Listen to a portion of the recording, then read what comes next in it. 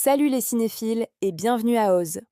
Non, pas celui de la prison, mais celui où les couleurs sont plus vives que ton filtre Instagram préféré, et où les amitiés naissent pas souvent d'un salut «je ne peux pas te voir en peinture».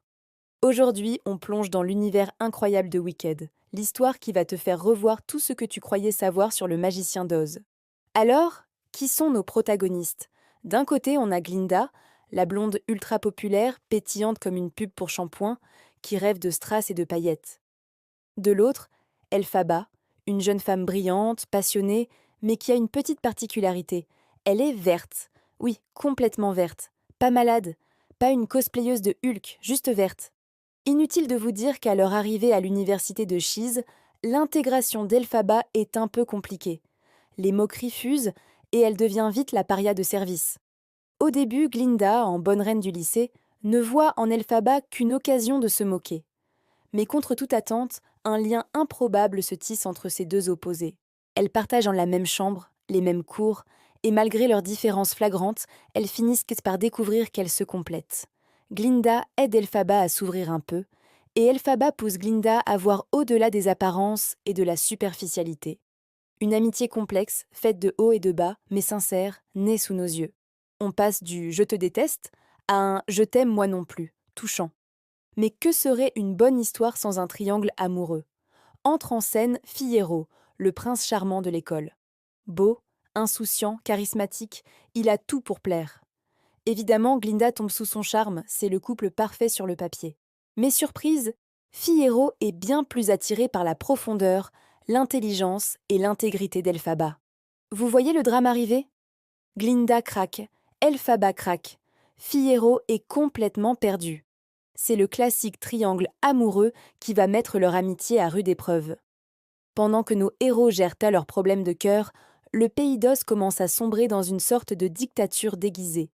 On découvre que le fameux magicien d'Oz n'est en fait qu'un imposteur, un homme ordinaire sans aucun pouvoir magique, qui manipule tout le monde pour conserver son trône. Pire encore, il met en place une politique discriminatoire terrible. Il retire la parole aux animaux, des êtres doués d'intelligence qui étaient jusqu'alors les égaux des humains. Ils deviennent des bêtes de foire, réduits au silence. Face à cette injustice, Elphaba ne peut pas rester les bras croisés. Son sens aigu de la justice la pousse à se rebeller. Elle décide de défier ouvertement le magicien et de se battre pour les droits des animaux. C'est là que tout bascule.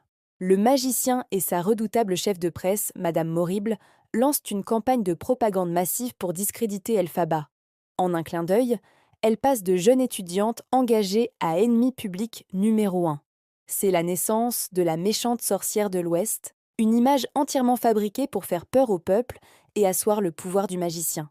De son côté, Glinda, voulant à tout prix être aimée et populaire, choisit une autre voie.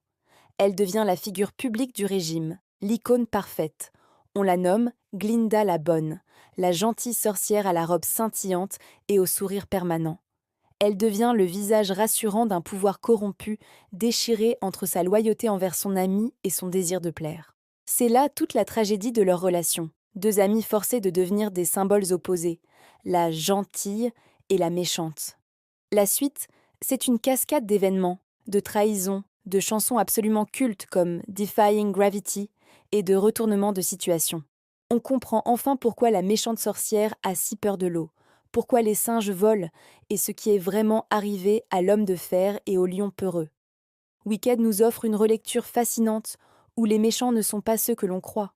Elphaba n'est pas une incarnation du mal, mais une résistante, une héroïne tragique qui a été punie pour avoir osé dire la vérité. Et Glinda n'est pas si bonne que ça, elle a fait des compromis moralement douteux pour sa popularité. Au final, Wicked est bien plus qu'une simple comédie musicale. C'est une réflexion puissante sur l'amitié, la propagande, le courage et sur la façon dont l'histoire est écrite par les vainqueurs. Ça nous rappelle que derrière chaque méchant, il y a souvent une histoire que personne n'a pris la peine d'écouter. Une histoire où, parfois, le seul crime est d'être différent. Voilà, j'espère que ce résumé vous a donné envie de découvrir ou redécouvrir cette œuvre magistrale. Dites-moi en commentaire ce que vous pensez de cette version de l'histoire. N'oubliez pas de liker la vidéo, de vous abonner si ce n'est pas déjà fait, et on se retrouve très vite pour une nouvelle analyse. Ciao!